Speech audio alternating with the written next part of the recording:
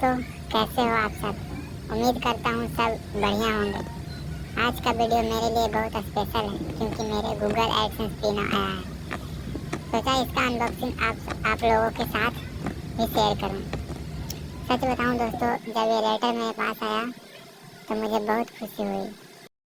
तो चलिए जल्दी जल्दी इसे साइड से कटिंग करते हैं, उसके बाद आपको दिखाते हैं गूगल एडसेंस पिन।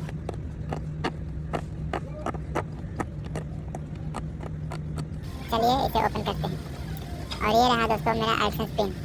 इस पिन का यूज़ एडसेंस में एड्रेस वेरीफाई करने के लिए होता है। पिन पर्सनल इन्फॉर्मेशन है, इसलिए मैं इसे कैमरा पर शो नहीं करूँगा। आप लोगों ने मेरे चैनल को प्यार और सपोर्ट दिया, उसके लिए दिल से थैंक यू। वीडियो अच्छा लगे तो लाइक देना, चैनल सब्सक्राइब करना और कमेंट करना। मिलते हैं अगले वीडियो में। राधे राधे।